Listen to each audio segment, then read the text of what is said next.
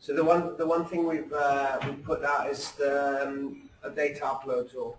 So the ETL tool, which will cover clinical data, gene expression data, and any data, high-dimensional data, which can leverage the gene expression data matrix. Please ask at any point if you're stop and ask if you're unclear of what we're trying to say.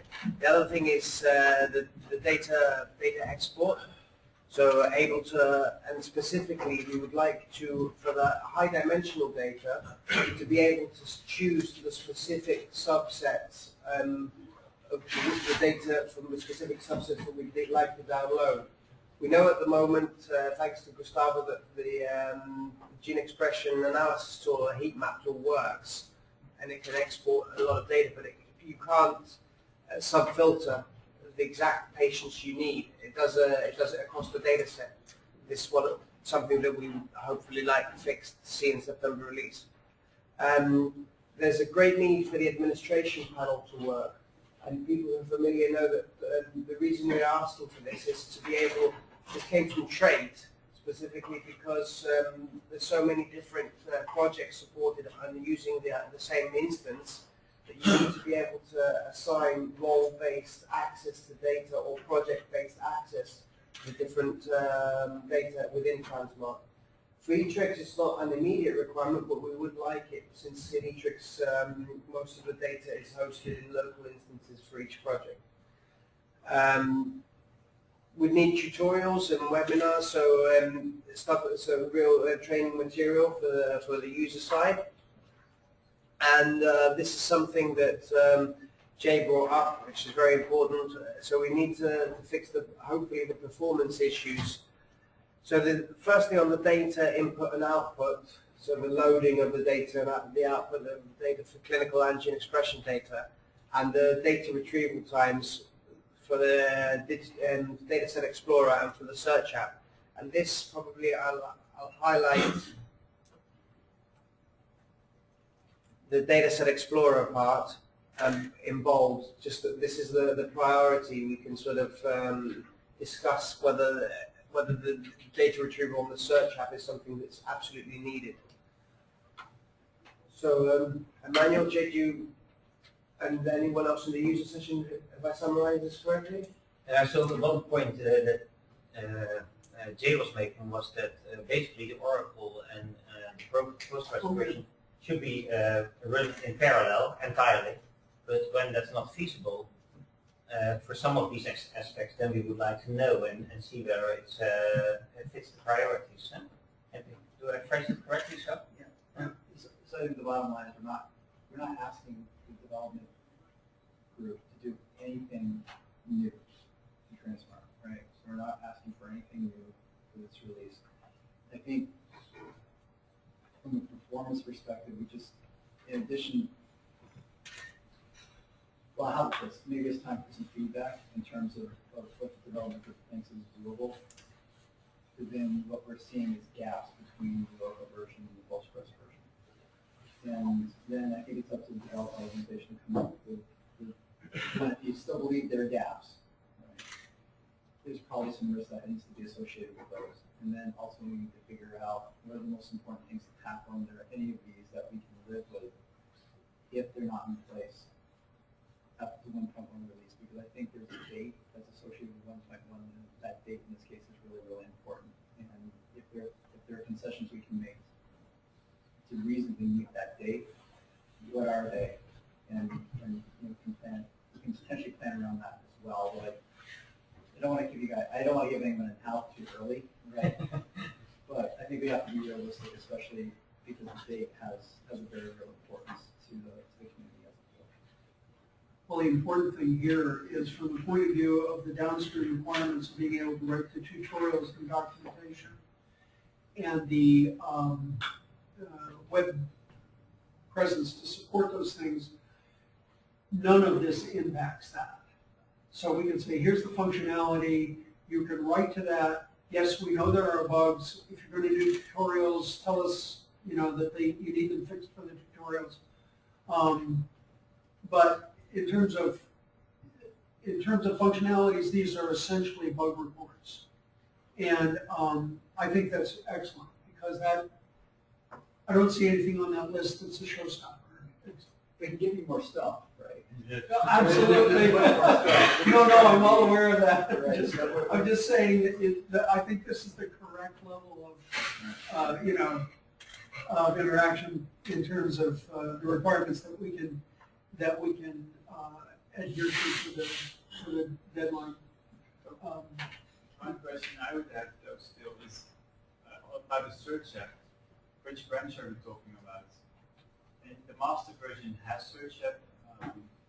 So as I articulated at the beginning of the workshop, what I would like to do, I'm on vacation Thursday and Friday, but what I would like to do Monday is label the master branch, a point in the master branch as the release, after which I would create a bug fix branch into which these fixes would go and eventually be merged back into the master. But I don't want the master branch to halt while we prepare the release. My question was more, do we want to search a functionality in the master branch, from the vice branch, or from the summary branch? Okay, so let's talk about search here. Yeah, well, let's talk about the search features. And so I think most important is Dataset Explorer.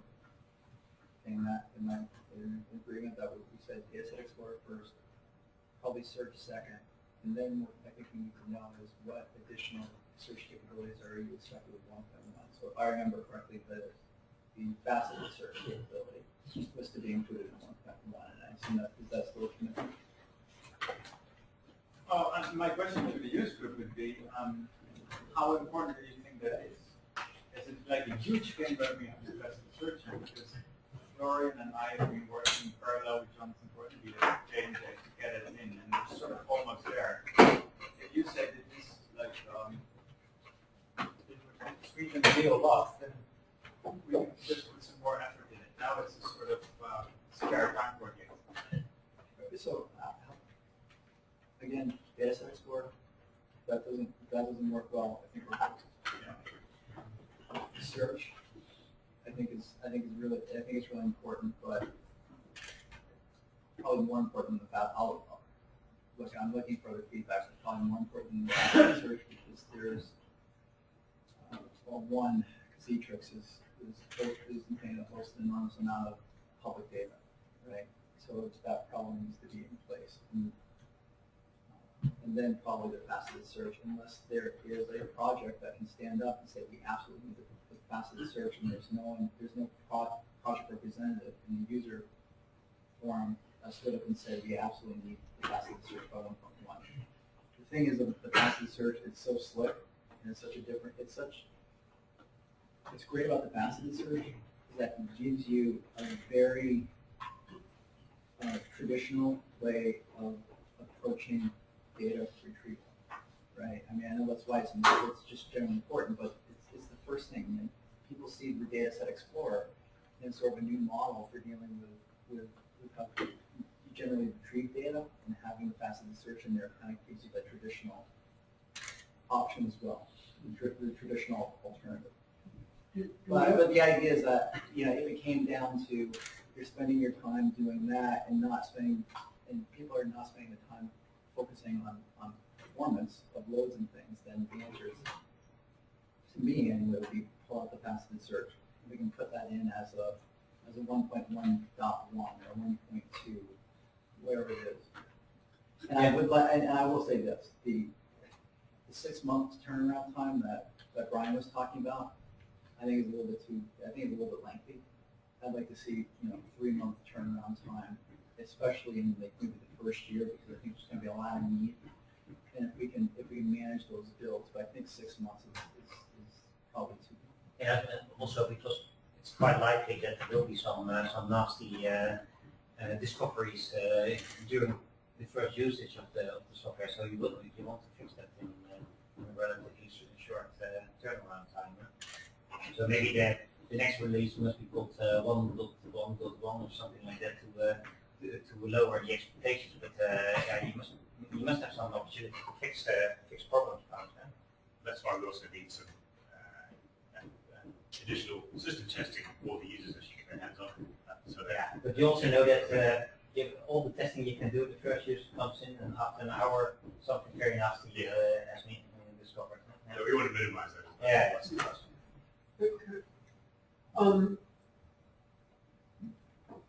Let me try this as a proposal.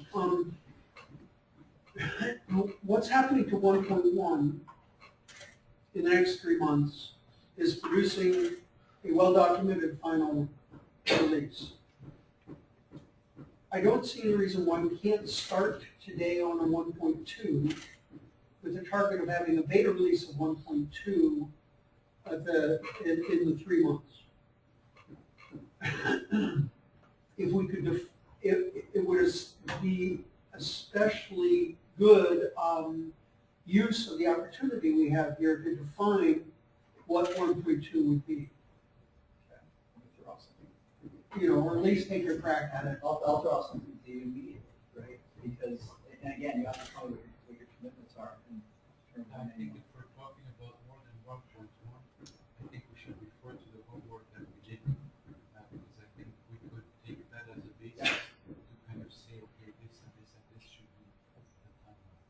But there is another aspect, right? Because we've got Sanofi, Pfizer, J&J, and others who were still not merged. And what I'm hearing is that I'm not seeing, originally we wanted to merge as part of 1.1, and from what I understood from like Jin Lei, that's going to be difficult to do, and I'm not sure what the outcome is from the developers group, but I'm not sure if that commitment is still in place for 1.1, and if it's not, that may be a commitment that is worthwhile addressing, so we can bring these different versions together in the near term, and then really have good consolidated, set of tranSMART, a good consolidated tranSMART build. Yeah, but that's my response to your question as well about the search facility. So the search in itself is maybe not that important to trade, but looking in all the efforts that have been put in it in various companies, I think when we don't merge it at some point, then we will have diverging branches, which is and eventually that will kill the community. Yeah. So we need to bring it together, in my view. Yeah. It would make sense if that would be the focus of 1.2. In my view. I'm asking, right? Yeah. And we have a whole big list of requirements that we just went through, but that's something that we have to address fracturing in the community. And so what was the development group's plan for dealing with merging with the fracturing culture? We have not discussed that a lot. We've done a lot of discussion on core APIs, how we think that should evolve. And Jin Lei and I have been discussing outside of this meeting actually, whether we could combine those two efforts. So you could envision that you merge certain functionality while in the meantime also then migrate the data to the proper API structure. That's what we've done now for some other things like merging and IDP to replacement, merging RCDS functionality. So it's feasible, but it does take longer. Still, the core API is, the first manifestation Monday is very important. So I think we should at least give it a try to do merge branching that way. And we could have the releases such that 1.1 is this kind of feature and feature stabilization, 1.2 is then more back-end and just bringing the communities together, merging the branches, then 1.3 maybe again some features, so that we address both the feature and the user visible side of things as well as improve the architecture gradually, because that's in the long run most important for the developer community to stick together. If we don't address that, then it will break up. Do we have a list of the order in which it is best to merge the branches, or could that easily be derived? And I know you said, Jin Lei said that it was difficult, but it would be nice to know if we could get a handle on how difficult. Is it going to take a month? Is it going to take a week? Is it going to take 6 months? 6 weeks with a team of 3 to 4 people. That was the latest estimate. Okay, I think I to haven't to seen- merge what though? To merge everything To merge Sanofi, Janssen, and Pfizer, and to the current. with the current rank 6 weeks? Not too bad. So let me just say this, right? So I think that's one aspect of what we can do, and then maybe we should shift to hear what's coming from the projects. There may be things that we can do. Right? The reason why I said July is because I've been talking to July about this, as I'm sure like Sherry has. Maybe there's something we can do on behalf, the pharma can do, to take some responsibility to ensure that the code that we have fractured, we take some responsibility, maybe some accountability, get that together and get it in the best form so that it can as expediently as possible get that into what eventually is going to become 1.1. And maybe that's what we can do. So let me just restate what I heard. There's a strong argument for delaying the release of 1.1 for 6 weeks. No, that's not.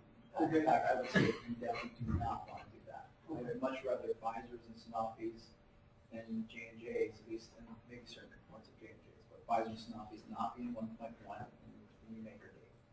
I'm not sure what anybody else feels, but that's I do not. I think if we have to go back to the Ians of the world and the EKs and whoever the power to be is a trade, and all these other communities who are kind of waiting for 1.1 and say that we're not going to meet our date, we have to have a really good reason, and not taking in the pharma fractures is probably And I agree. I think we should try to become predictable in these releases, and I think that's what we need to do to the outside world. Yeah, rather have the 1.1 in September without the merger, and then maybe schedule it for end of the year, a 1.2 where we do the merger, something like that. I especially don't want to go back to Brian. Yeah. I'm sorry, Annie, please. Yeah, no, so I think Keith and I had a little bit of discussion around sort of GWAS and sort of branches, how we can do it, how we can do it. Certainly, if I said it searches, some of that functionality perhaps could be current for research in argue. So depending on how much work has been done with sort of merging the faceted search functionality, I think the GWAS and sort of Sanofi implementation can essentially be plugins that we can develop within the community, which in essence, yes, it's a version delivery, but it can be a separate delivery of plugin itself, right? It's a separate delivery that we can deliver. So I think we can talk in context to the objective of integrating the functionality, but you may want to detach it as a separate delivery from this one.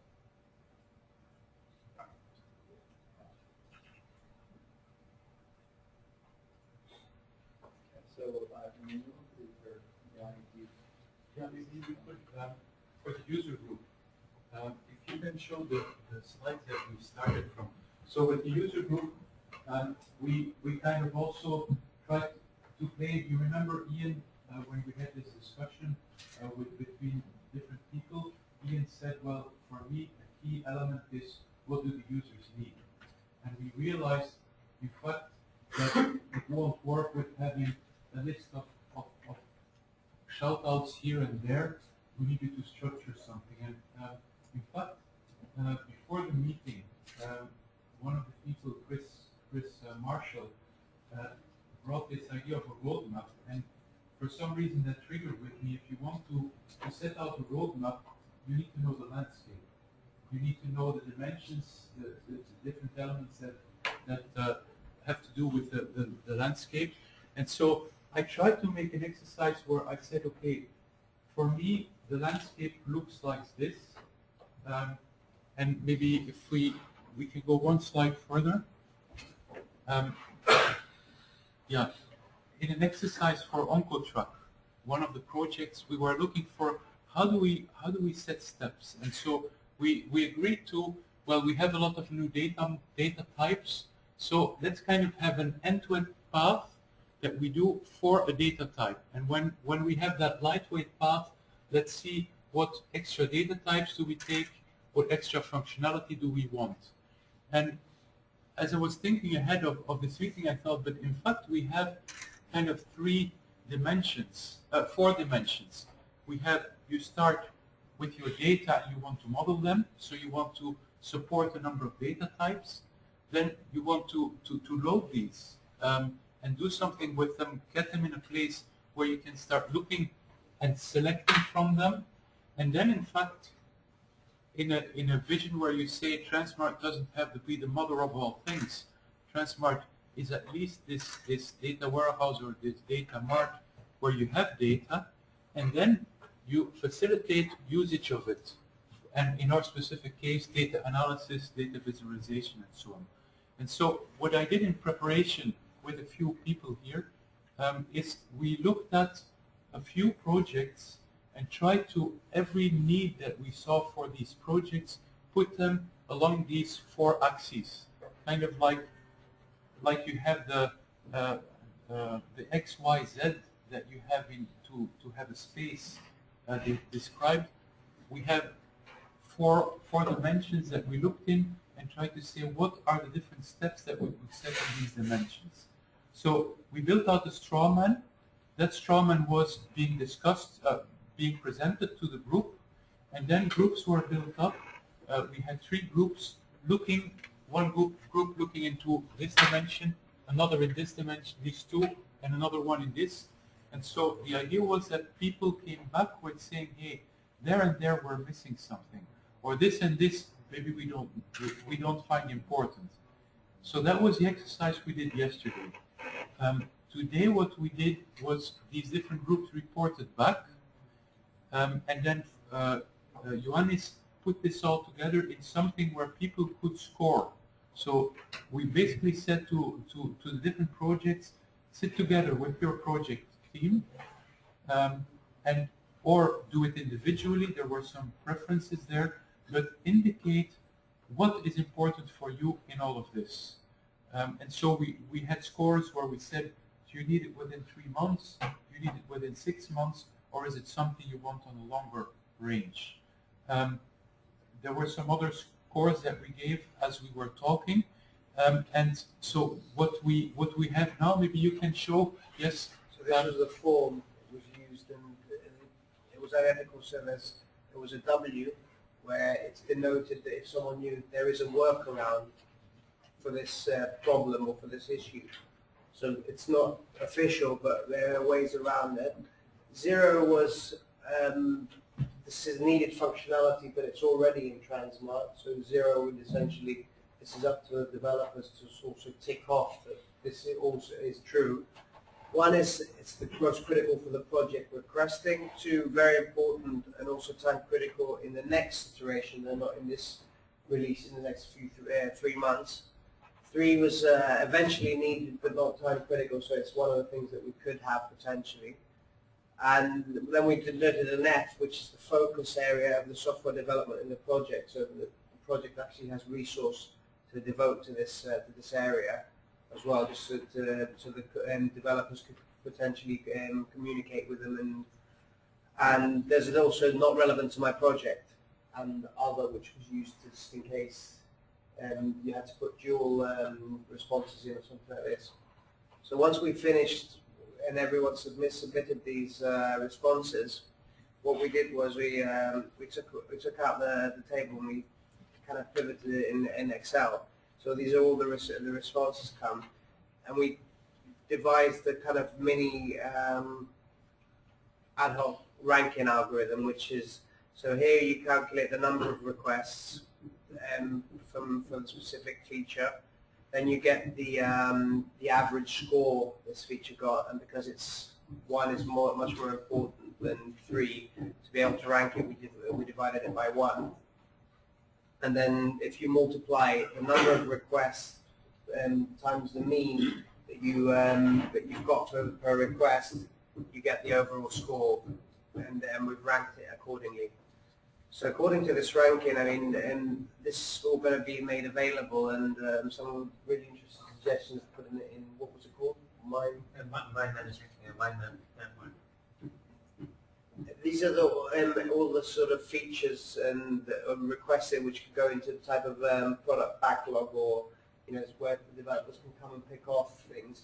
And then what we haven't done is flesh these out really well. So once some of them have been selected, it could be that you could contact the people requesting, and we could write the use cases to much more detail. Jay, you might want to recommend some of the stuff that we know, technological aspect.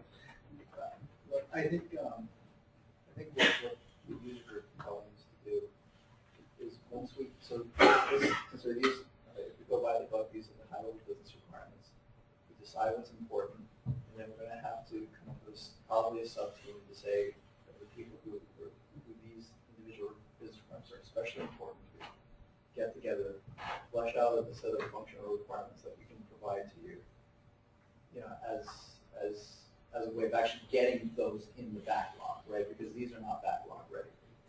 And basically we need to make things, get things in place that are backlog ready probably by the 1.1 release, so that we can tell you what's important, what essentially needs to be done as best as we can, and put it in a position where as development resource becomes available, we can go and pick up. Yeah, and there was also the suggestion that, so we need to do some rework on some things, like to the exercise of getting extra information in. Sometimes things were misclassified, so we have to do a few things too. But the, let's say the landscape is something that we could have at the regular, at certain time intervals, have re-surveyed, so that we see where did we evolve, what are new needs that come up, what are new projects, who are the project players that are playing in what space to come together. Because that was also an element that we tried to do, is to be aware of who are project players in this.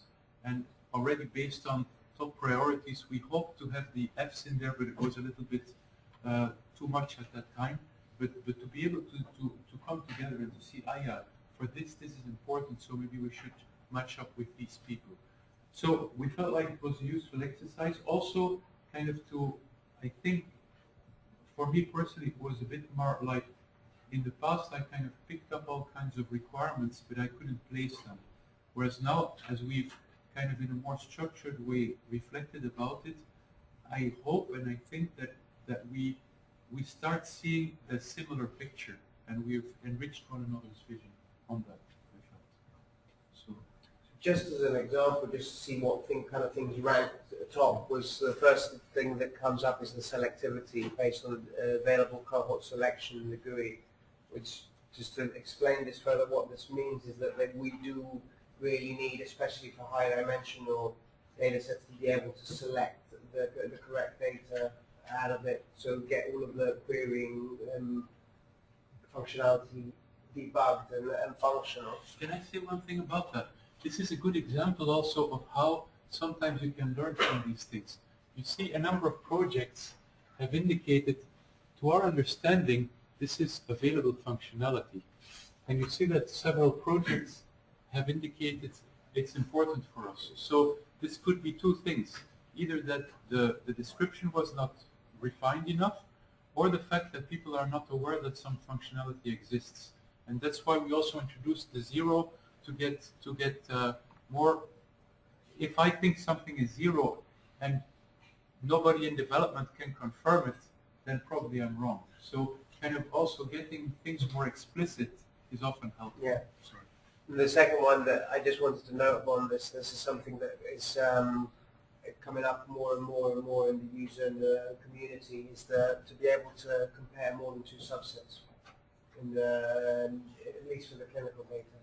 So you want to compare cohort A, cohort B, and cohort C between them, which, if I understand, is switching from a t-test to an ANOVA, and something like for the clinical data anyway. Anyway, this has all been documented. It needs, one thing that we did know is the representation. So here you see that, for example, I was representing New Vibrant in this instance. There were 1, 2, 3, 4 people representing trait, one person representing EMIF, one OncoTrack. So we obviously need to sort this out and make it a little bit more democratic in a way that each project, each participant or each user has one kind of vote, a collective vote. So once we've refined and made sure that we're capturing everything, we can send these kind of forms and questionnaires out again, and they can be worked on in a bit more, not as haste. But we hope that at least this serves as something good for the future, well, for the development efforts in the future. Can I ask you a question? Yeah. So I think coming back to your point, you said that there are some that alter zero because it existed as a functionality and some that do not. And as a developer, I can also determine that it's available. How do I know that as a developer that the requirement that the person X thought is missing is really here, right? Because these use cases are very general in the sense that it doesn't have the specificity that for a developer to determine what user wanted is actually here. So do we have names, or how do we know what the requirements is, and as a developer to judge whether?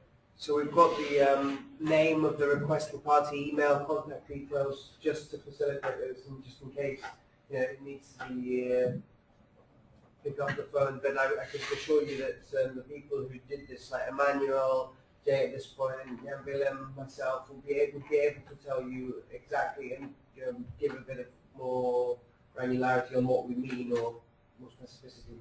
Yeah, but also maybe Jay's suggestion to make little user stories out.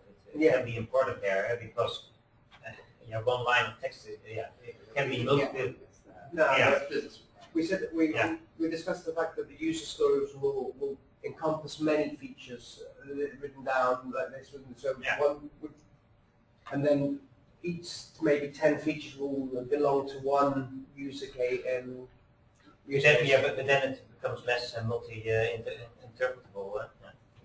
Well, I think we should ask the developer, what would be your preference for receiving requirements, for receiving requirements? Do you want user stories that go completely agile? Do you want use cases? Do you want text requirements? What would be most efficient for you? And maybe if not the answer now, we can think about that a little bit. Because I don't think we want to do everything, right? No. Because we're just not going to have the resource to go ahead and it takes a long, good use cases and good user stories take a lot of time and effort to put together. And so, I mean, I think you need to help guide us what is the best way. I think it probably needs to come as a requirement as opposed to saying that I was trying to select over here and do this, right? The requirement may need to, and I want to be able to select the next one, get to this end results as a requirement, not as sort of how you would do it within tranSMART. And in that case, then someone can sort of respond to saying this, okay, this is how you can do it with this functional. Is that what you really want, right? So user story may help. So I think so. It's going to be tough. I don't know what you guys think.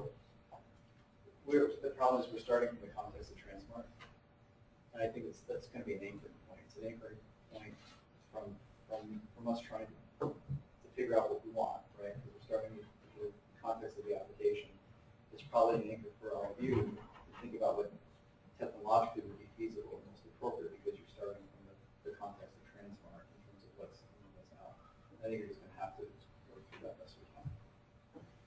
Maybe also one point that I forgot to mention, I wanted to bring it up, but I don't think I passed it on, is Ian Dix also brought an idea where he basically said it would be worthwhile if we could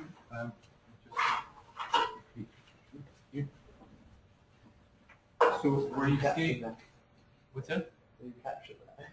No, but I can send this on the slide. But so basically, what he said is, he wanted to go one level deeper, kind of an inventory, where you take a certain type of data type, and then you look at the things like data input, data modeling, upload, and so on, the different things that we mentioned, and then per project to say, what do we have here? What do we have here? In what way is it compatible? What can be reusable? So kind of an inventory of what is there, what works, what is compatible, what not. His idea was maybe if there is a community manager that is involved, that could be something that community manager could try to keep track of it some way. So we saw it as we continued in this track, but we wanted to capture that because we think this is kind of high-level business requirements. This is more like already starting to see how do the things fit together and so on. But I thought it was also a very useful thing, and we'll certainly also provide that view. So with the tranSMART 1.1 release, I think ideally we would just like issues in Jira with a step-by-step description of how, as a user, you would think the system should work. So it's essentially a bug report saying, look, this is the steps to reproduce, and this is the problem that I encountered, this is how I would like to see fixed. And then we can track it in probably in agile manner, so we still have to sort of define the working group, but it's clear that Terry is the lead, and that we probably do it in an agile manner, reconvening every 2 weeks or maybe every week in the last few weeks up to September. And so did you already agree on the process to do that, to get various releases out for testing and how to deal with the reports getting back? Yes, but we have to work out the details. So yes and no. Yeah. Okay. So, Keith, if I understand, I want to understand correctly, you just want these put into sort of Jira division, or what's not working, the current bugs, which... Yeah. Okay. And then as an issue, and then the list of steps to reproduce in there, as well as what's not working, how it should work. Then we can test it. Then we can make sure that it's fixed. And there should be a definition of when the issue is fixed in the description. And did they also agree on who's going to take up the effort for testing? I was going to say, trade is not a task. Yeah. Who's going to build a cat? Yeah. And so we made some commitments, and Pfizer specifically has made commitments, and there are commitments that we're making both to eTrix and for ourselves. So we'll do some new testing. I'm considering trade is very well represented. I think it'd be great if trade. I'm sure you have some plans for providing some testing. Testers that we really value. Yeah, so you need, I think such a schedule is important because then we can organize, so we can just, so we have a group getting together at least every week, so we can organize it there. Certainly in the upcoming weeks, holiday season in Europe, so it requires some organization to make sure that the right people are present to do the testing. Okay, there is a core developers email list, and there is a core developers weekly meeting Tuesday at, let's see, it's 4 o'clock in London, 5 o'clock in Europe, and 11 o'clock in Detroit, and what is that? 8 o'clock in your time, 8 o'clock on the West Coast.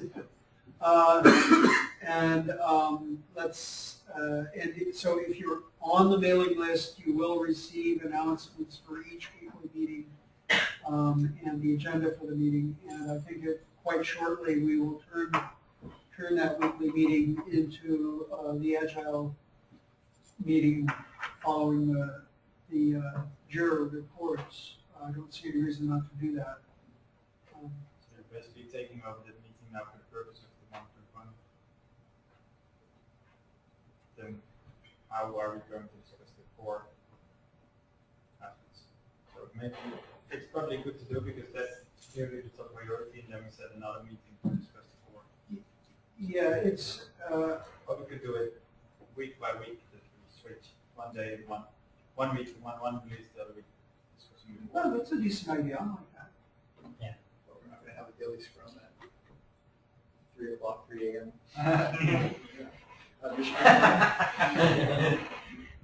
Involve Brian. Yeah. So coming back to the testing thing, shouldn't the Jira ticket at the issue that gets resolved the owner who created the Jira issue tested rather than a testing thing from Python? Well, I think there's a couple of things we have to coordinate with testing. There's the eTrix with tranSMART release, which I'm looking at in terms of our commitment that we've made. We have a commitment specifically to eTrix, and then that that I think can be extended to the tranSMART Foundation in 1.1. But is the test, I should say, is the bug tracker that Matrix is implementing, is that going to be the same as the Jira that the Foundation will have implemented? And if not, should it be? Should we combine bug tracker? I'm not sure if that helps or hinders or impedes projects.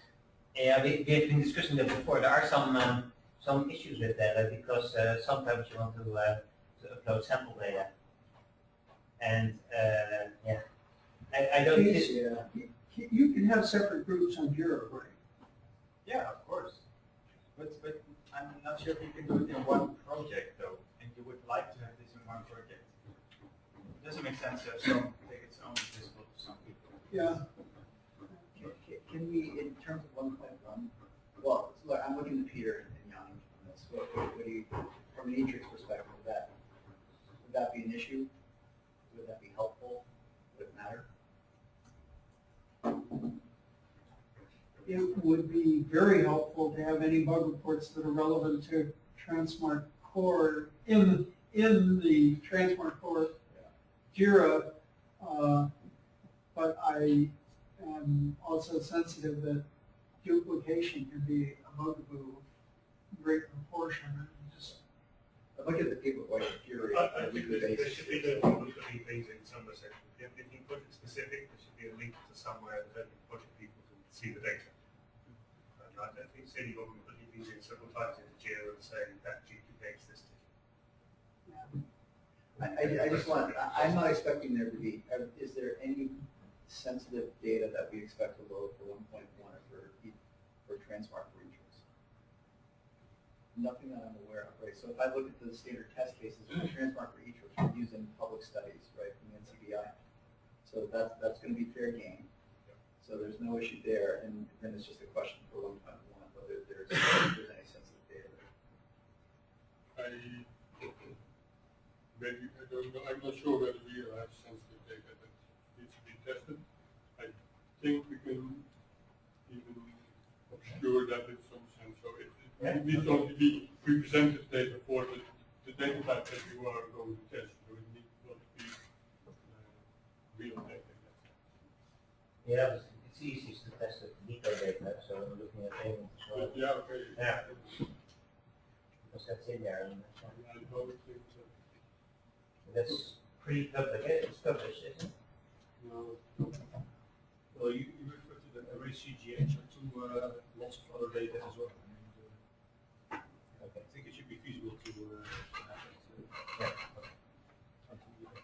it. Are we sharing the test scripts, at least the system testing scripts across? So will the tranSMART for Matrix test scripts become part of either maybe a subset of what will be conducted for the foundation, or for, I should say, for 1.1? That's the plan, as long as the foundation is a test database with all the data types that we can use for testing. If not, tranSMART Matrix will use our public server. So when you're hitting genes and diseases, you search on the examples. So The scripts will be Matrix specific, but I don't know. We'll just have a tranSMART Foundation instance. Because I'm thinking it shouldn't, because if I remember in Jira, there's a thing for an environment, right? So you can say, you know, I tested this against the environment, CNRS, for Matrix for tranSMART, and then for the 1.1 round, we're testing it against the foundation systems. I think that should be fair. Yes, and ideally you could also move over to Bamboo for any testing you have from Matrix, but I'm not sure if it's feasible. Some of the testing We've got is the scripted testing by Python as well. So. Yeah. So I'm talking about it. Yeah. Well, so I guess this I am talking about that there, at least in the near term, there are going to be some people who are going to be physically executing test scripts. Right? People, right? And I know that if we, I mean, the ideal is that if you get to a place where you're comfortable automating the scripts and you're comfortable with doing exactly what you think you're doing, then maybe there's a UAT that that is not a script. Still got to be some. I'd be a little bit concerned if we're in a situation where we're releasing like 1.1, and there's no physical eyes, right? Human eyes actually looking at the application, but it maybe we can conduct that more as a free-form UAT, right? That's fine, but right now I am talking about very, there will be eyes running, there will be people running scripts for features, tranSMART features. But I think that what you're talking about is UAT. I think what I was trying to bring up is issues resolved. I think whether to check whether the issues resolved should be tested by the person who actually raised the issue, as opposed to at the end during the UAT. Right? So I think there's two distinctions. Right? Yes, UAT will be done to check at the system level, right? But at the issue level, it needs to be tested by the user who raised it. I mean, often the developers, because for the user they have to implement the fix sometimes before they test. Here's kind of the thing. I agree with Alan on that. I really, because I have personally found cases where a developer will say it's fixed, and I've checked it, and this is not fixed by any means. I mean, it might do stuff that you think it does, but this is for a user, this is not acceptable. I mean, it could be as simple as just missing some key element of the structure, which may not be part of the stuff. So, it could be simple as that, or it could be something about something serious, maybe a dependency.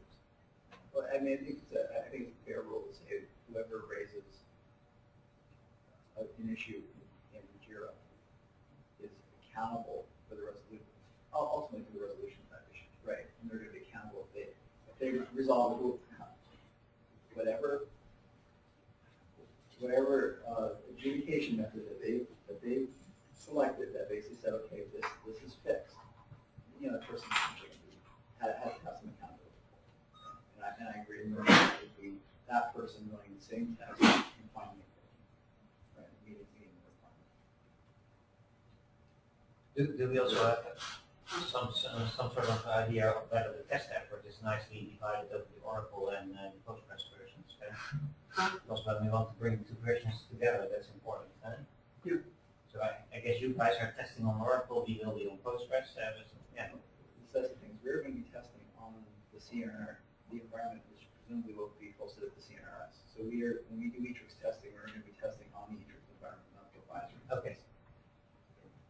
Look, we're a bit bullish this year on trying to get some of this moving. So if our friend Dr. Patel go back to Oracle and get some commitment from Oracle that we can kind of try to keep both DBMSs in place, then I'm pretty positive that I can go back and get the resources that we need to test that Oracle instance, and for the near term we can deploy that service, right? And in that case, we'll have to decide where it gets tested and tested on the Pfizer environment. After say 1.1 release, we pull it in house. We set up our own environment. We test it, which may be feasible. Or if there is a more general release where the foundation has both the Oracle the Oracle implementation and the Postgres implementation test one. Whatever seems to make most sense. But when it comes to testing a version, I think we all have to make the commitment that we test the version that is on the Etrix on the Etrix environment, this foundation on foundation, whatever the appropriate foundation.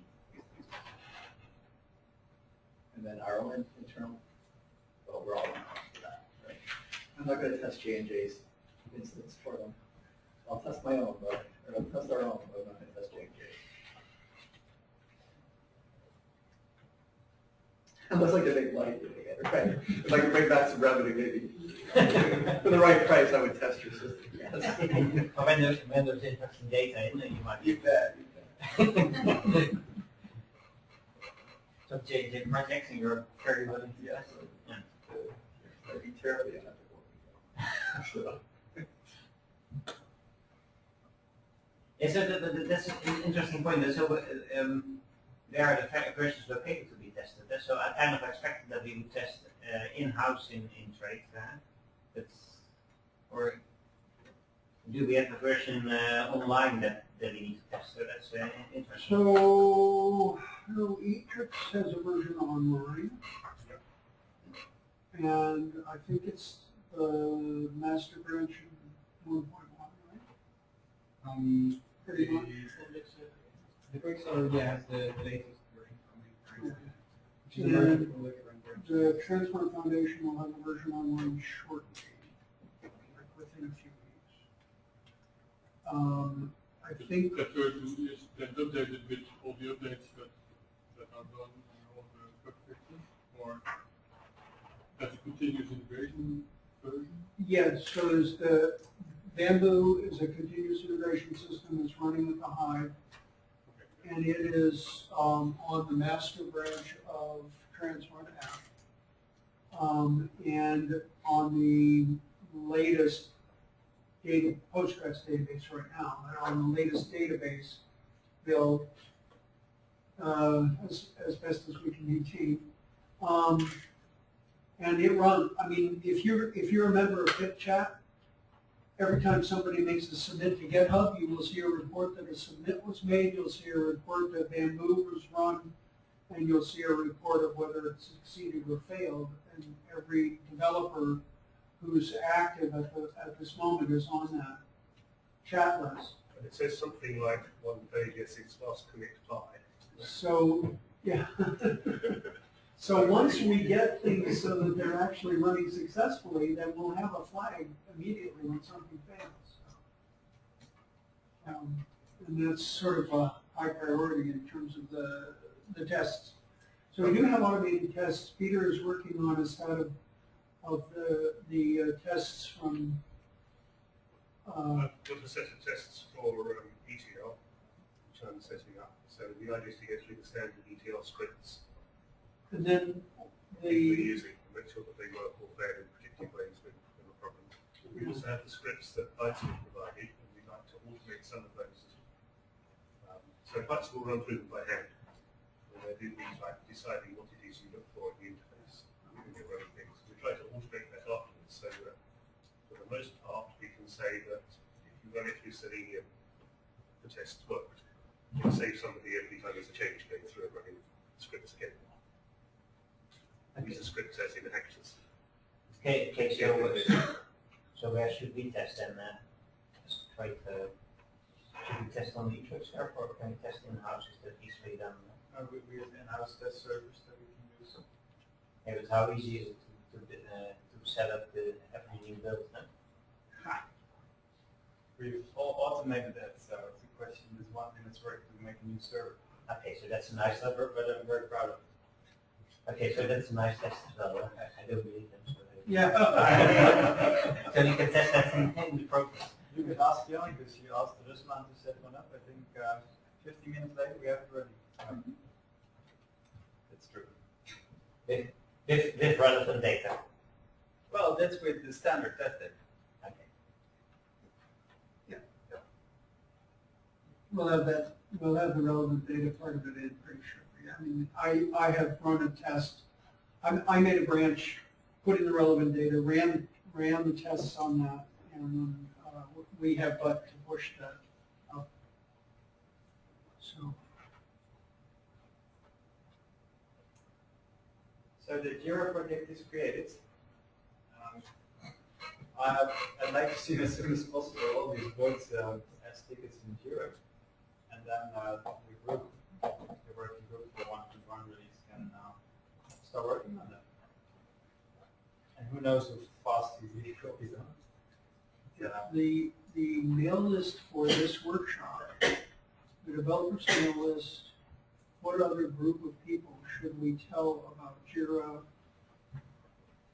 how to submit a bug report, where the test sites are, where the slides for this workshop are? Everyone.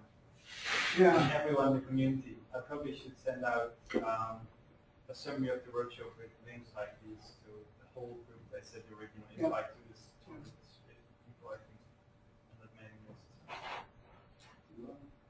And then we want to get that on the wiki as well. I think there's a place for Amitra's site as well. Maybe ask Trevor for a notification or something like that, or at least send out a notification to everyone on Amitra if nothing else. To the Amitra's community.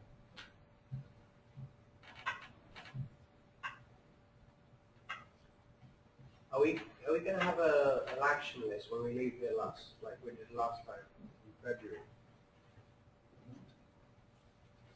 Did he last time? We had an action list. We hadn't put the names on it.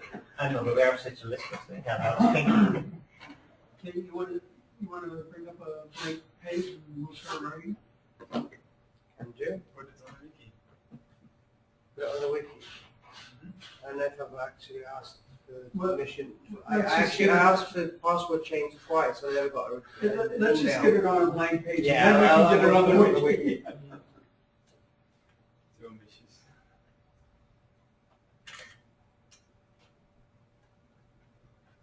It's still 2013.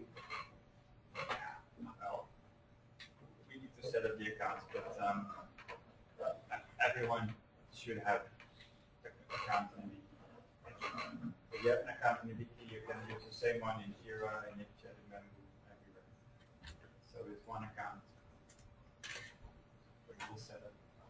Do we also still get to the developers workshop and get a report of what's getting out, what got out of that? Yeah. Okay. It's gonna have to. It's gonna be okay.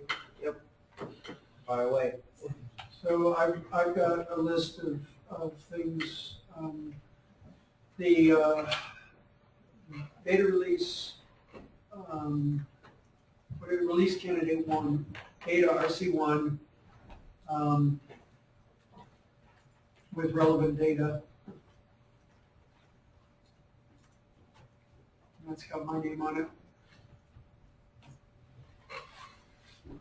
And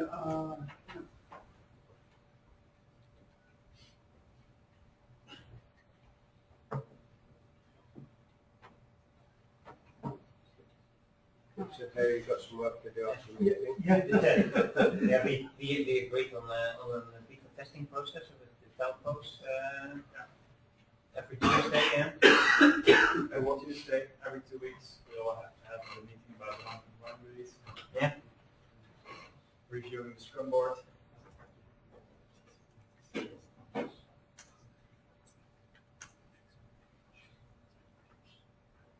So the Scrum board is already there, it's just empty now.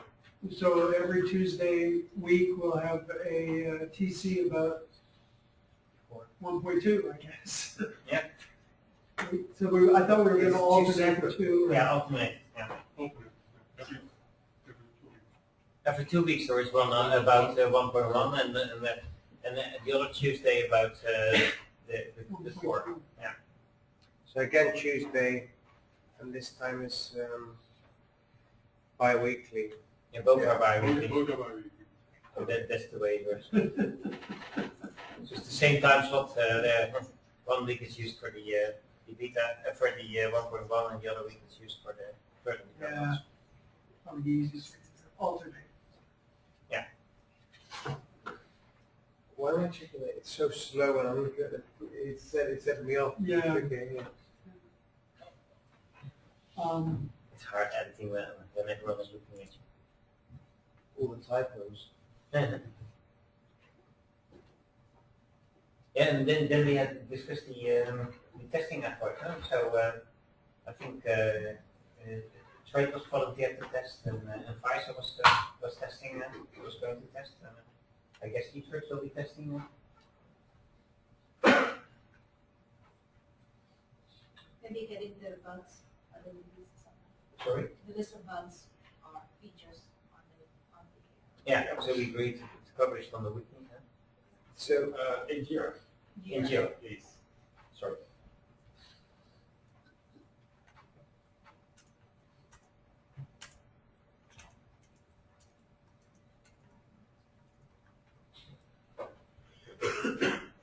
I'll put my name next to that. Do that. Let's say all the workshop slides and notes on somewhere on the wiki. Is there going to be a place for? Yeah, I already put up some Yeah, slides. So okay. you can add your slides.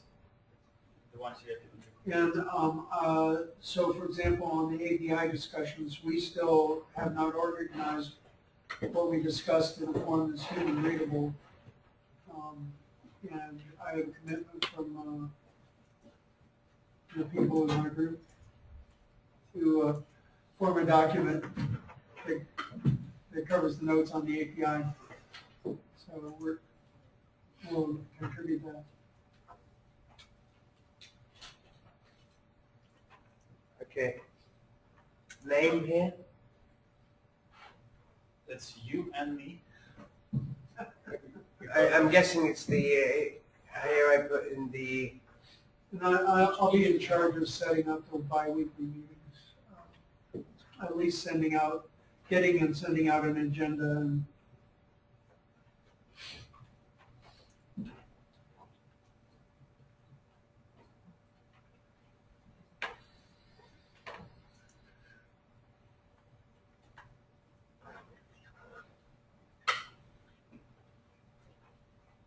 I guess there is an action for you to work out, To follow up on. to follow up on what we did.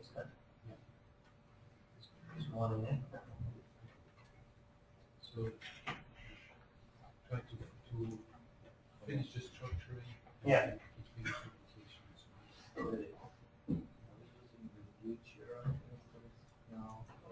Yep. they do. I think, Case, you transferred everything from the old Jira instance to the new one, right? No, not in Jira. Oh, Only the wiki. Jim, they couldn't get their Jira to export only that one project. oh, yeah. But still, I think that stuff is really outdated. Yeah, the old Jira, actually better off to inspect it and transfer by hand. Did you discuss in the user group how to divide the reports? Like who is going to describe which issues?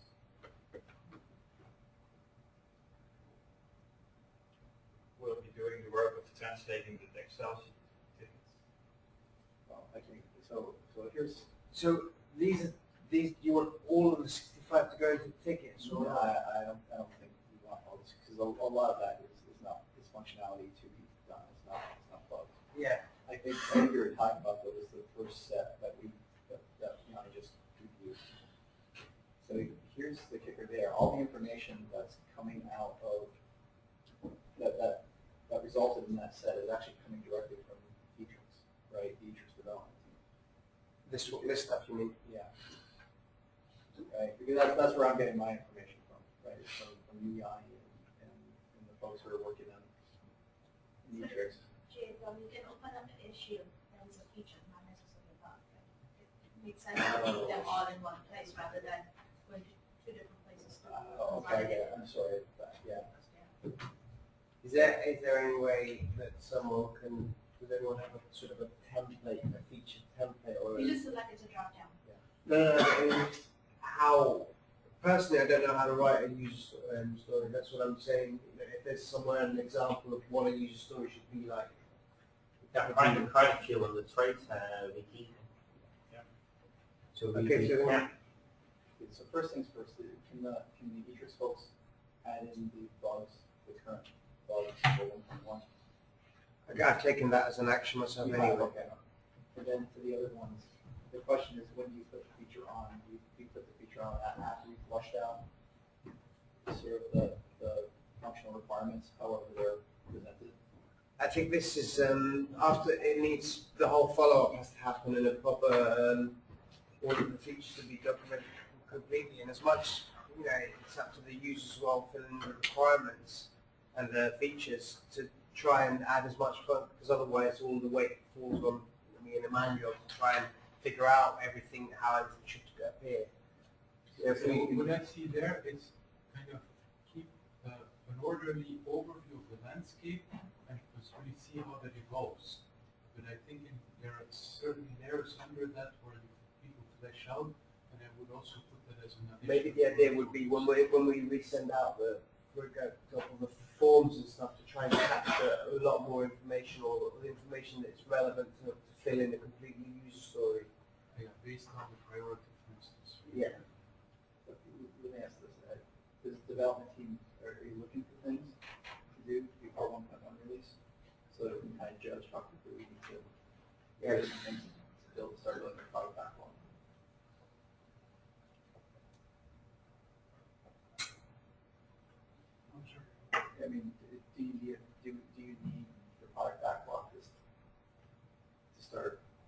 need it right now, or do we have until say 1.1 before there'll be cycles available for people to start working on new functionality?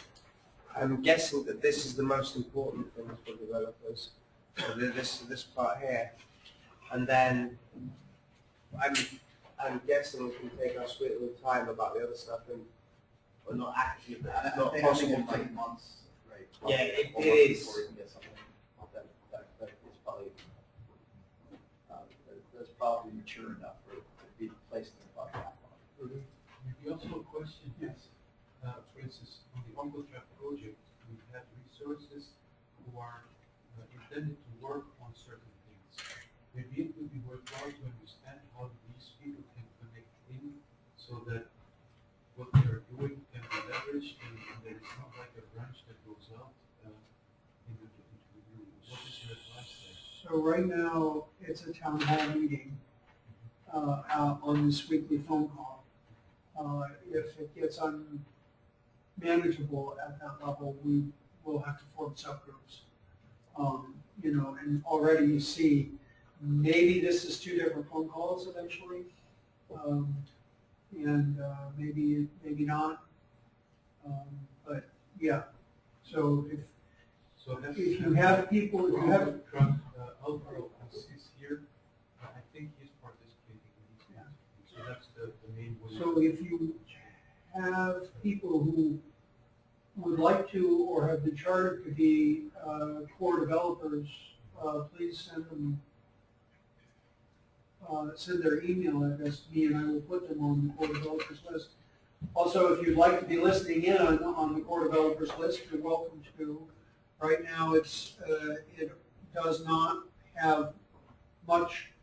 Right now, about the only thing that's sent out to the list are the agendas and meeting times and phone access and internet access for the meetings. So right now the core developers list is used largely to announce the core developers meetings. HipChat, see keys if you want to get the chatter that the developers are participating in. HipChat is the go-to place to see every last comment that developers are publicly making. And as I said, also the chatter that is produced by the testing tools, etc. If I may comment on the discussion between Jay and Emmanuel, if I understand your point, it's about timing and priorities, getting the right things done first. And with Emmanuel, it's about listing the topics that are kind of relevant. And so also in the trade project, you can see use of having a list of topics, even if they are not on the list of being done today, because there are a number of people connecting to tranSMART in subdomains of the trade project. They're not working on tranSMART, but are working on a number of things that are so tightly connected that having the view on the topics already helps to align them to that extent. And if they would be interested in connecting to other people, at least they would have an infrastructure to do so. So that's where I would like to see the topics list as we have made a start up to have that worked out. So we should I agree with what we should. So if we start forming out a roadmap, right? Discuss what format should be eventually, but I think this is a nice roadmap, just the way that it's currently formatted and presented. Is that something that should be posted on like a foundation website and maybe Matrix and Trade as well, but just sort of the foundation as that one place that says, okay, here's the things that people are interested in doing. Yeah, absolutely. I would say so. Here's where I was going on, just getting back to Jira in terms of timing. One thing that might work is that if there's any development effort that's currently being expended on any aspect of tranSMART or any aspect of tranSMART that's not part of 1.1, I think there are a couple of things. So with OncoTrack, there may be some things going on.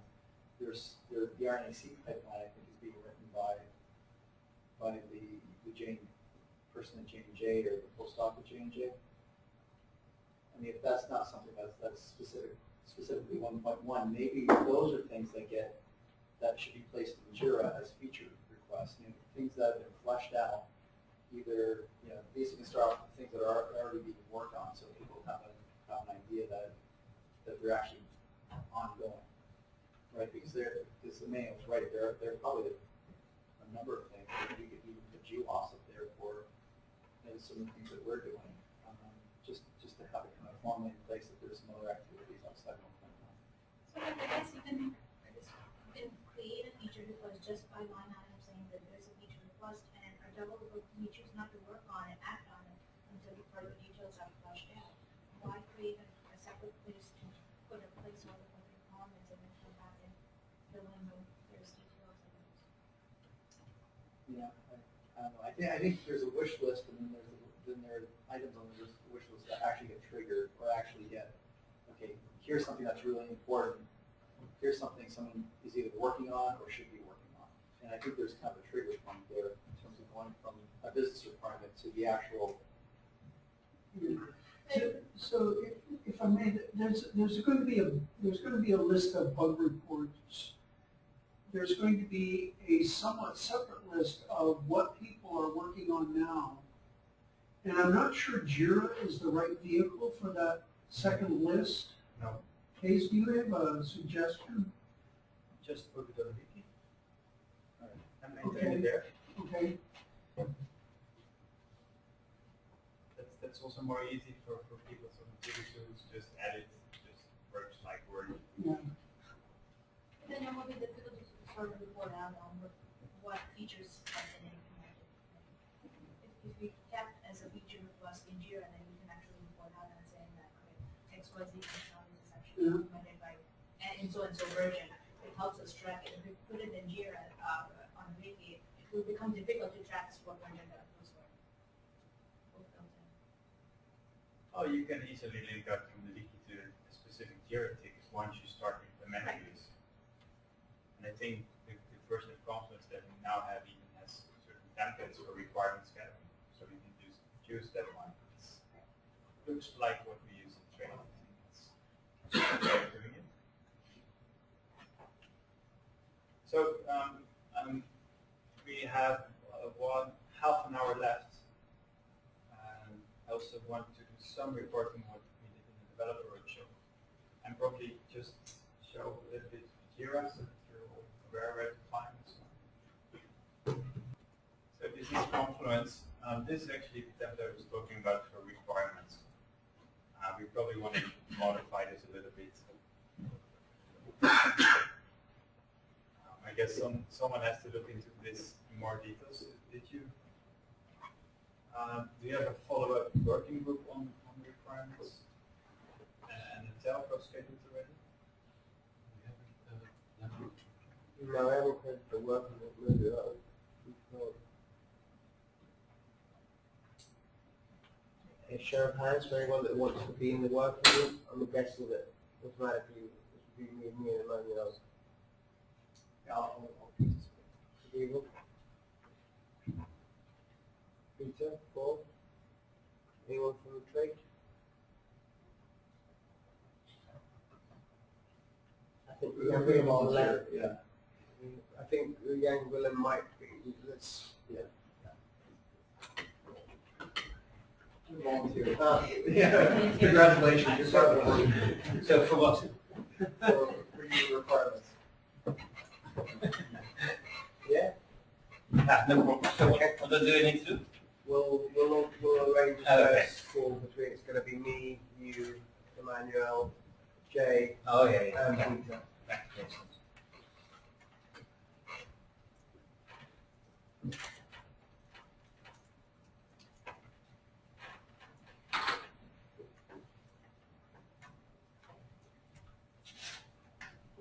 I'm writing it down. Working group on user requirements. So that's from the developer side. We have a working group on the 1.1 release, which is very and some other people we haven't decided yet. Case put Peter on top of the working group as well. And the requirements. That's what Peter likes. Just add his name to it. Yeah.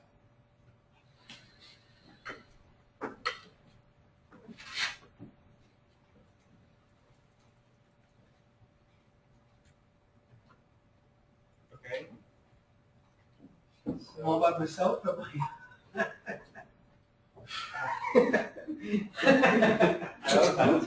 These are easy communications then. I guess we can have developers in from trade. Yeah. I guess I discussed with Ruslan already that if you join this group, I'll probably need to be in there, or will be in there. I don't know anyone from E-Trades, developer side. Yeah, that's okay. You're both.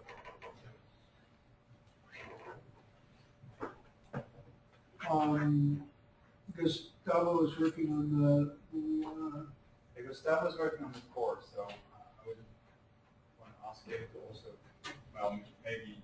I think he was working on the, or at least he was examining the efficiency of the database. So, Yeah, he's doing that also with Ruslan. okay. And then for testing, can we have some test people? That's right. Yeah, in trade we will, but I think we need to discuss. Okay, so I'll that's just that. put some question marks here. Yeah. And maybe Wim can. Yeah, I can agree. So I think Wim is the one to organize them. But, And I'll have another developer as well. I'm just not sure who. If you can replace me, Yeah. that'd be nice when I work in the core. yeah. I like that. Okay. You saw the. Yeah, I saw it things. Okay. Somewhere in the archives. So this is Jira. Here we have the tranSMART 1.1 release, codename throw. Creating an issue, yeah, that's as simple as pressing a button. You can find the button always here at the top. There are no issues. There are no issues. No, we're done. Great, right? So we do I have have an issue. I tried to sign up and I get an on Jira. Yeah, it's probably not Jira, but the new wiki, I asked for a password reset. It doesn't like me. It ignores me completely. I guess, yeah, just sort it out. Send an email to Terry. You will handle it. So you write a summary, and then here is environment. So this field we could actually use to describe the environments that you use. You can also turn it in a drop down. It's probably better. Description is important that you have the description of the steps which you can use to reproduce the issue. So there's the steps that you use that you take, and then also, yeah, like I said before, description of what you expect, what the error is. If you have any log files or complete errors that you can copy paste in here, please do. I think that's it for now. We can group these issues into epics. So especially for the things that yet have to be worked out, you can also, at your workflow, you can group that in epics here. So I don't have anything here yet, but I can show straight on. Actually, that's not. Let's dive into the summary of the development workshop. I guess the telco of the working group for the user requirements, Terry or me can join that, and we can discuss how to use Jira for that. So one of the things we discussed is a proposal for what is actually the tranSMART core. I know it's late afternoon, but it's very dry stuff. It's maybe good to show you just the highlights. So what is the tranSMART core? Basically consists of 3 parts. One part is an API, and it's basically a set of definitions for interactions between the tranSMART components. For example, there is a definition on how you can query for clinical data ontology. There's a definition on how you can query for clinical data. a definition how you can query high-dimensional data, and that's then further refined into querying genomics, querying expression data, querying copy and variation data. So that's the API, and I'll show some examples in a bit. The second part is the tranSMART core application. So as developers, we are often running our own version of tranSMART, and there's nothing wrong with that. In fact, I think we should encourage that, to have our own tranSMART versions. But what we also should encourage, and that's what my presentation on Monday was about, is that we have a core. There's some set of functions that we all share. It does not make sense to implementing plugins that are needed throughout the applications. And these are things like session management. A user logs in, and then it's known to the components which user is acting on the system. Things like we have a registry where you can register your plugins. So if you have an analysis plugin, you could register that. If you have a data storage plugin, you can register that. So that's the second part. And the third part is tranSMART core distribution. So I don't know whether we should call that core, but that's the proposal now, that this is a core project, because we are all interested in having this. So this is just a reference version of tranSMART. With nothing fancy, just some basic things like you can store clinical data there. You can store some high-dimensional data types there, and you have a basic GUI for data browsing and analysis. So you could see the tranSMART core distribution sort of equals tranSMART 1.1, as it will be. So yeah. Stupid question, but explain me the difference between the application and the core distribution now. No, it's an excellent question. The core application, so the difference between the application and the distribution is that the application is now I have to get technical. So this is a Rails project with some boilerplate stuff, such as session management, such as these registries, but this does not actually contain, for example, clinical data store. It's just a container which can contain these plugins. The distribution is this container, but then filled with some reference stuff. So reference implementation for clinical data, reference implementation for high-dimensional data, a reference implementation for ontology management, and a reference implementation for running analysis. That's the core distribution. So the core distribution includes like an R environment? Yes. So that would basically be the R modules that we have now. Okay, so basically it'll be everything, that distribution will have everything you need to run every basic capability within. Yeah, so when you download and install tranSMART out of the box, you get the core distribution. Yeah. In an R environment. Yeah. In an R environment, or an expectation that you have your own R environment? Well, I'm asking for a reason, because I'm trying to understand just how out of the box you're intending to be with the core distribution. it would include R, in my view. Right, great, thanks. You would have to install R. Mm-hmm. So that's just part of the install guide of the core distribution. Yeah. So in your 30-second implementation, is that virtual machine that you bring up? I didn't say it. You can configure it in 30 seconds, then it will take a few minutes to put the image to install it. In your 10-minute, right? I'll give you a 15-minute installation. Yeah.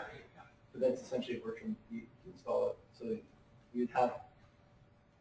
Okay, the installer would have to create this virtual environment, for example, and then you just run the installer, and boom, you have a system up that includes R, includes the database, and includes the application server. Yeah.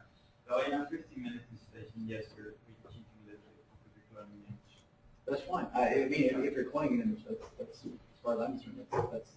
But we also have some other scripts to, from start, fully install on a new machine. For instance, CentOS and Okay.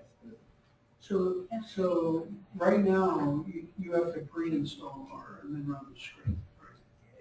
I'm talking about the public scripts. Yeah, But those we've not made open source because they're, well, we have the basic stuff is open source because the actual public configuration contains information like private keys are services. I'm not trying to beat this to death, but the idea is that what we should be aiming for is that anyone sitting at a university that wants to try out tranSMART has, this is a, say either a virtual environment or a real hardware environment that you need. Take your tar file, run this, run this command line, and boom, you have an instance. And that's what we should be shooting for. That's what we're doing now with the tranSMART installer. Okay. So that's a part of the 1.1 release goals is to have that basically one command installer. And to me Install tranSMART, boom. Right, and to me that means you're going to have to install an R environment as part of that tar and the Postgres environment as part of that. Yeah, obviously the Postgres, but thank you. So this core API, which is a really crucial part, it's actually not even Grails. This is just a set of grouping classes. It's only class definitions. Defines a number of resources. Basically, you could see it as a tranSMART speak. So this is how tranSMART components interact with each other. That's their common language. And so this is a very crucial one to agree on. So we discussed how would we handle changes to the API. And we haven't fully fleshed it out yet, but how it would work is that we make a sort of core working group or a board which reviews any changes that you propose. So we will have a proposal procedure by which you can say, okay, I want to propose this change to the core, these are my changes, this is the reason why it has to be in core and why it cannot be just a plugin, and then it will get reviewed by the board, and then it will be included in the next version of the API that comes through. And we'll have, we will not break the API, we will try to remain backwards compatible as much as possible. If we do have to break the API, then we have a major release, new release version. So that's about the tranSMART core API. tranSMART core API contains this stuff. This may be more interesting to see. That becomes a little bit more concrete. It has a query API for clinical data, which is modeled after the I2B ontology API. And one query API, which is modeled after the I2B CRC. It has an API for querying high-dimensional data. So the first two things are already fully implemented. The third part is partly implemented. Only at the moment supports RCGH, so copy number variation data. Then a query API for knowledge.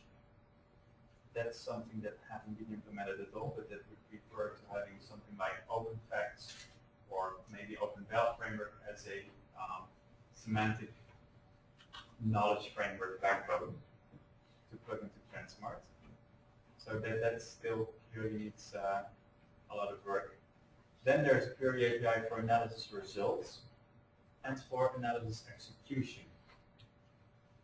So if you have an analysis plugin for tranSMART, you register that in the core application manager, and you say, look, this is analysis plugin.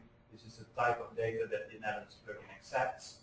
This is what kind of analysis it provides. This is the output format. And that kind of metadata you register, and then you can use this analysis execution API to actually dispatch analysis requests to the analysis component. Then there is a query API for analysis results as well. We need to work on that because right now in tranSMART you have the Dataset Explorer, and then you have the search application, and they're completely different schemas. So I think that we agreed that we actually have written out a use case. What you would like to do as a user, what would make sense to us as developers at least, is that if you've done an analysis, that you can just have save button, and this analysis will be saved, and you can review it later. You will find it back in the search app. But that's a really major change to tranSMART. But now we have a chance, because we define the APIs, to at least look at whether that's compatible and to make sure that that's actually would be possible on API level. Finally, we need to build in security from the start.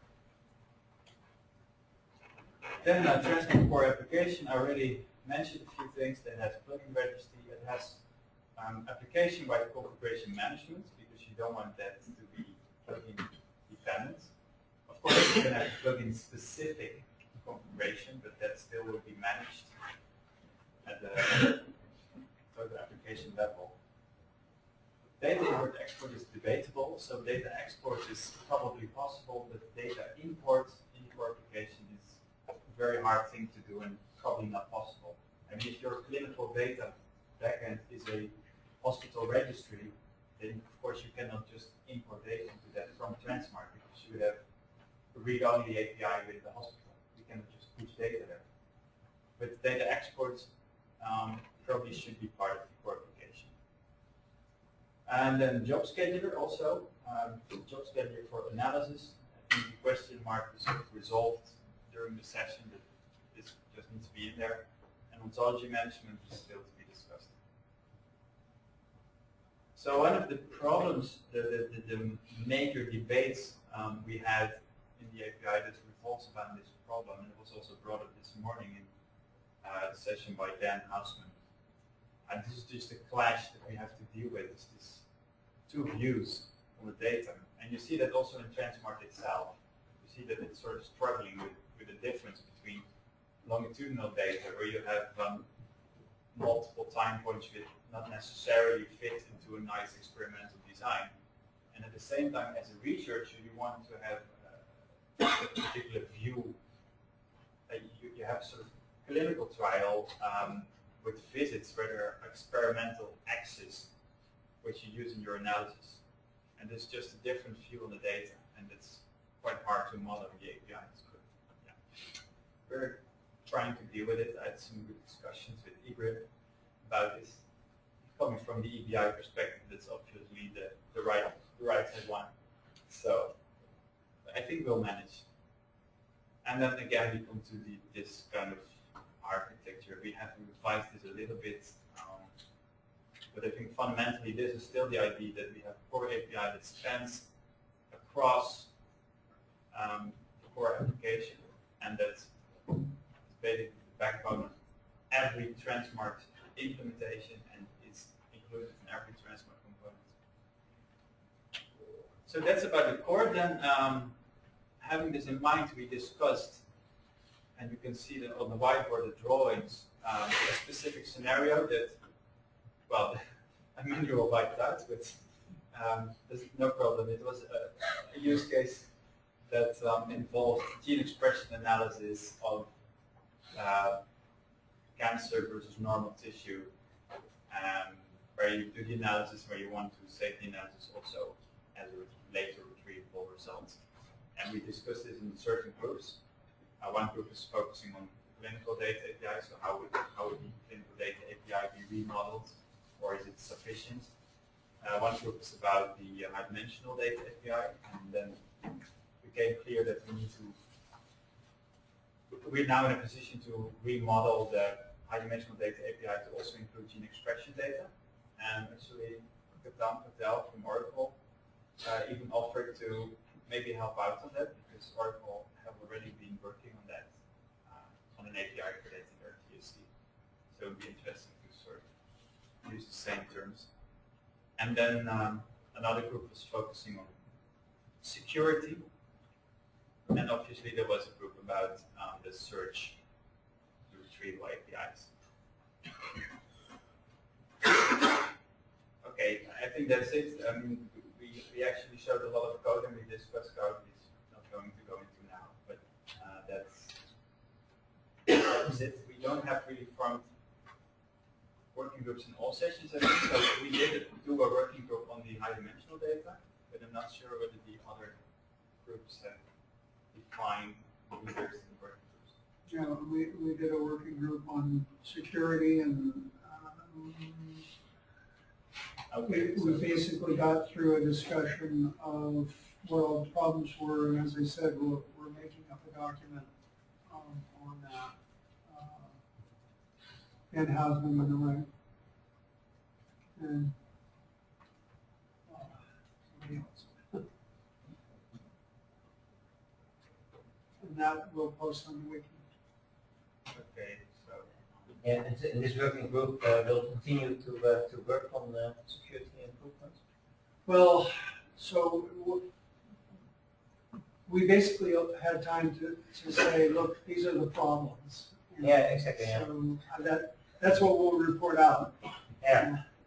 And yeah, I think that that's an issue that needs to be covered. We did not commit to actually working on it beyond saying these are the problems, but.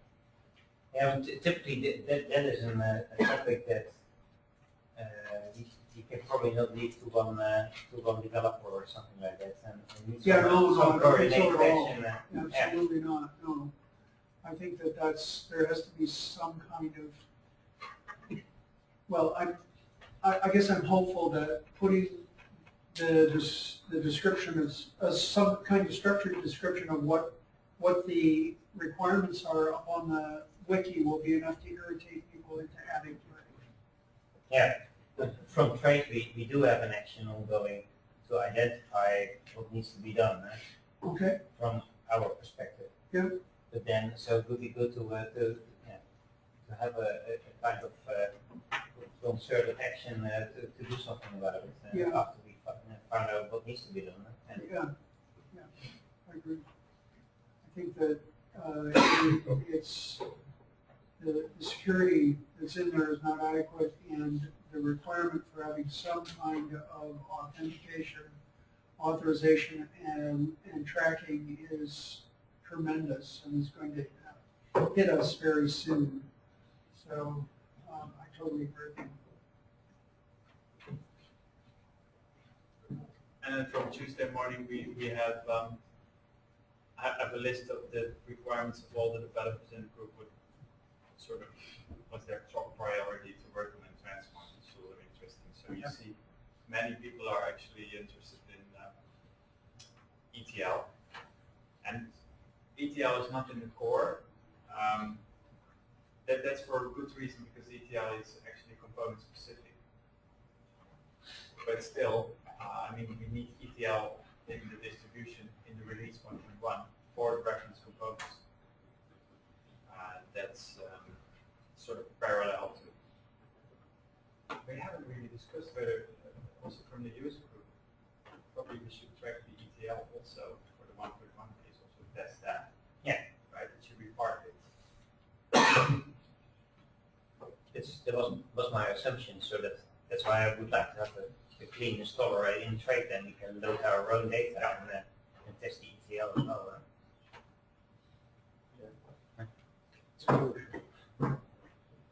So ETL and core API definition, and yeah, some more things. I can post this on the VP, I guess, that you can have a look at.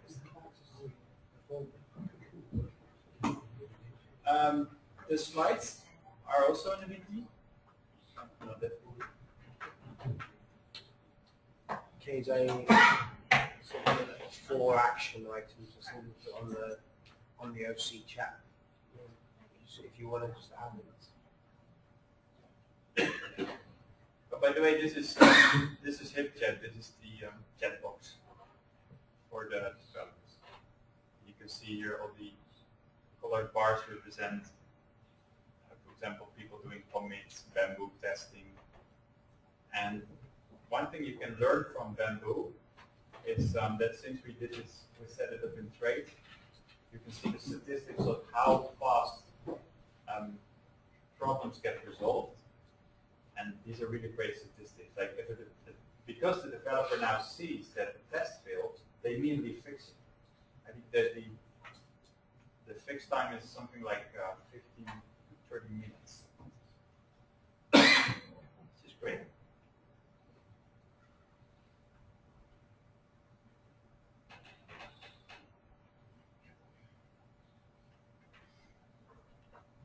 Here you can actually see that the time taken to fix. See 9 minutes, 5 minutes. Often it's just that the developer forgets to commit a certain file, things like that. It's just a great case for automated testing.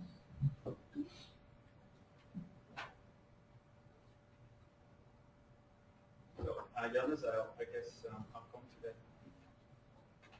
later. No, I just put them there. So I think we're running out of time as well. So yeah. I just wanted to say that the slides are on the wiki here at Community, then tranSMART Developer Workshop June, and then workshop presentations. They're not all there yet, but Janus and I will work to get all the presentations